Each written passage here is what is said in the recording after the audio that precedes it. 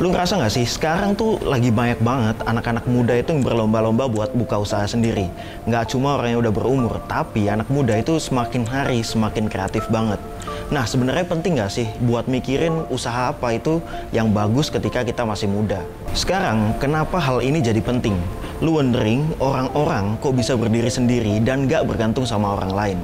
Ya, karena entrepreneur itu ngasah kemampuan, kreativitas, manajemen waktu, dan problem solving pastinya.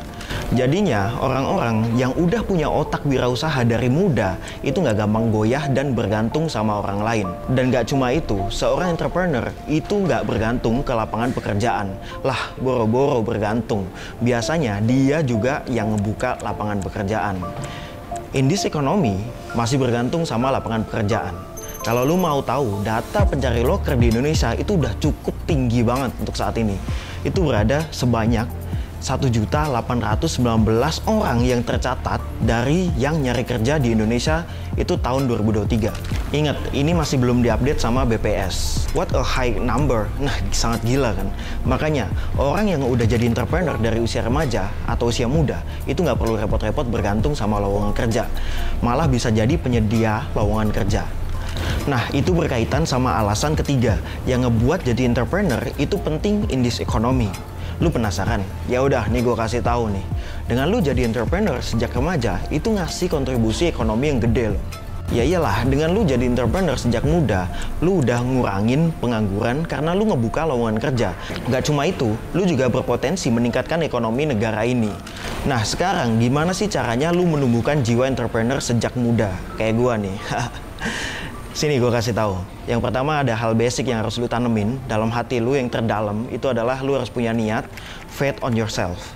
Nah, ini pondasi buat ngadepin tantangan dalam perjalanan bisnis lu ke depannya. Kalau lu dari awal udah nggak pede, kelar dah bisnis lu yang pasti.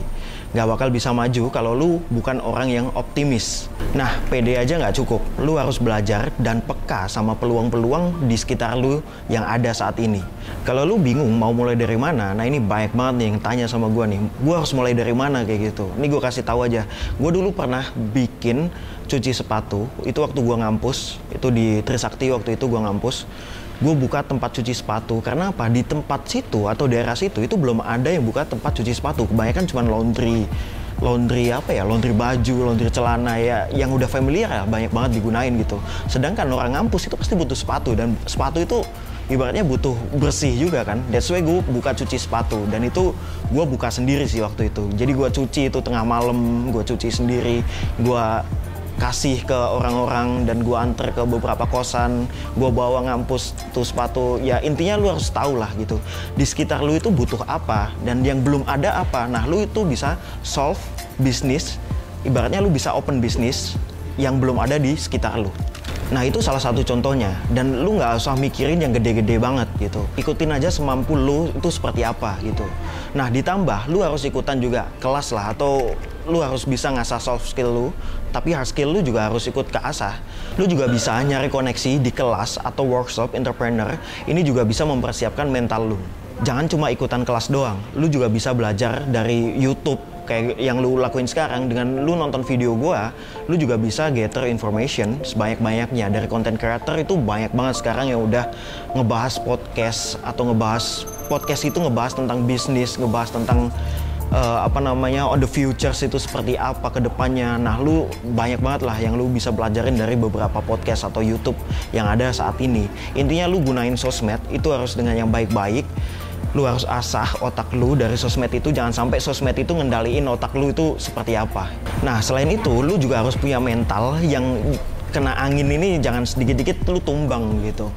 Ya jangan coba-coba jadi entrepreneur kalau lu punya mindset seperti itu gitu. Nah, lu juga harus berani lihat kemungkinan lainnya ketika pas lu gagal gitu. Jangan sampai pas lu ketemu satu kali gagal langsung lu nyerah. Ya kapan lu bisa maju, kapan lu bisa growth bisnis lu gitu. Nah, lu juga harus optimis walaupun ntar ada tantangan ke usaha lu. Ya sebenarnya balik lagi, PD itu penting buat lu yang punya usaha. Nah, biasanya kalau lu udah ngelakuin cara-cara yang tadi gue sebutin, pasti masih banyak banget lah hambatan yang ketika lu mulai sebuah bisnis gitu. Salah satunya yang paling umum itu adalah satu, ini banyak banget, yaitu adalah kurang modal. Nah, hal ini cukup understandable ya, karena ketika lu masih remaja ya pastilah ada keterbatasan masalah modal ketika lu mulai bisnis. Ya beda cerita kalau lu dari orang yang ada gitu. Itu pasti ada usaha yang nyokong lu atau bokap lu itu bisa subsidi lu atau invest ke sebuah bisnis lu lah gitu. Nah, buat lu juga yang masih kuliah atau mungkin SMA nih buat mau mulai, pastinya waktu itu jadi tantangan lu. Gua paham banget di usia-usia yang masih muda, relatif muda, itu masih pengen explore sana sini, masih belum lagi bagi waktu buat sekolahnya gitu, belum lagi bagi waktu buat bisnis dan sebagainya. Itu jadi masalah banget lah di situ. Nah, itu lu bisa biasain dengan manajemen waktu yang baik lah. Lu harus bisa bedain di mana lu waktu sekolah, di mana lu waktu ngebangun bisnis gitu. Nah, itu penting banget ketika lu mulai bisnis dari sejak usia muda atau sejak lu masih kuliah atau masih sekolah. Dan gak cuma itu, persaingan di dunia bisnis itu semakin ketat, apalagi dengan adanya teknologi yang berkembang saat ini. Persaingan bisnis itu makin gila, bos. Ya, justru ini kayak pedang bermata dua, bisa ngasih lu peluang atau opportunity, bisa juga ngebunuh lu atau ngebunuh bisnis lu ketika lu nggak mau berkembang dengan adanya teknologi sekarang ini. Nah, sekarang kita ngomongin solusinya. Kalau lu mau berkembang, ya lu harus diimbangi dengan usaha juga. Ikut edukasi, kayak pelatihan, kayak yang gue mention tadi di awal. Ini biar lu tahu arah track record lu di dunia bisnis ini mau seperti apa gitu. Intinya, biar lu nggak loss lah gitu tentang masa depan itu seperti apa. Dan lu jangan cuma belajar doang gitu.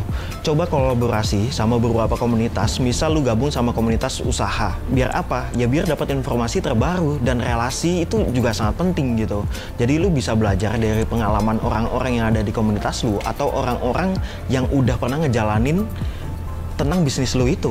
Dan orang-orang itu lu bisa jadiin mentor dalam sebuah bisnis lu. Dan gak cuma itu ya, teknologi yang lagi kenceng-kencengnya lu bisa manfaatin. Misal sekarang ada TikTok Live. Nah, tuh lu bisa manfaatin buat mulai bisnis lu. Dan gak cuma TikTok, lu bisa manfaatin media sosial lainnya kayak YouTube, Instagram, X, dan lain-lain lah. Masih banyak banget nih platform sosial media yang bisa ngembangin bisnis lu dengan cara gratis. Nah, buat lu yang capek dengan mulai bisnis atau apa dan lu pengen jadi karyawan aja atau pengen kerja aja, lu juga bisa mulai ngelirik perkembangan teknologi lainnya kayak animasi, virtual reality, augmented reality, dan masih banyak lah. Itu tentang teknologi ini sangat berkembang ke depannya gitu. Dan teknologi ini itu sekarang bakal mempengaruhi wirausaha muda ke depannya. Kita bisa mulai dari animasi dulu. Animasi itu sekarang itu sangat luar biasa menarik. Ditambah dengan adanya teknologi 3D, AI, dan renderingnya yang real time, yang bisa jadi animasi kini jauh lebih keren dan realistis gitu. Nah, biasanya tuh dimanfaatin startup untuk menciptakan konten branding yang sangat kreatif. Dan gak cuma itu, teknologi kayak virtual reality atau VR sekarang juga dilirik, terutama kalau ada di bidang bisnis real estate. VR bisa dipakai buat memberikan tour properti secara virtual, atau bisa dipakai buat sektor pendidikan yang dipakai buat pelatihan mendalam dalam lingkungan simulasi yang pastinya. Kalau lu di bidang e-commerce, ada juga yang namanya augmented reality. Ini tuh biasanya melalui perangkat kayak smartphone atau kacamata AR. Biasanya digunain buat menyediakan pengalaman belanja interaktif. Misal fitur coba sebelum beli. Pada pakaian atau furniture itu bisa dipasang dulu, atau bisa kita ibaratnya kita pakai lah, kita cocok nggak pakai pakaian ini, atau furniture cocok nggak kita gunakan untuk di ruangan sini gitu. Nah, itu menggunakan teknologi augmented reality.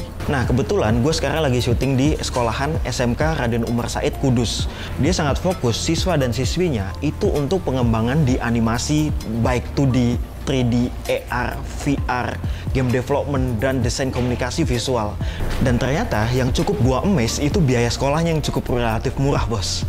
Ketika gua dapat ilmu tentang itu semua dengan gua bayar SPP, ini buat lokal Kudus ya, itu sekitar 500.000 sampai 650.000, itu sangat murah banget sih. Nah, buat orang yang di luar Kudus, itu 750.000 sampai 1,3 jutaan, itu relatif murah banget ketika lu bisa dapetin ilmu ini semua, yang ini sangat berkembang untuk masa depannya, dan ini sangat manfaat lah buat lu ke depannya. Emang keren banget sih perkembangan teknologi saat ini. Lu bisa ngawalin bisnis atau mulai startup dengan teknologi-teknologi yang udah ada yang tadi gue sebutin. Kalau lu pengen jadi pengusaha, intinya lu jangan pernah takut ketika lu jatuh, ketika banyak angin yang menerpa lu. Jangan takut ketika lu gagal. Endingnya pasti lu bakal sukses gitu. Udah, lu fokus di situ aja. Lu tanamin mindset lu seperti itu. Udah, Thank you teman-teman semua udah nonton video ini. Hida signing out. Thank you.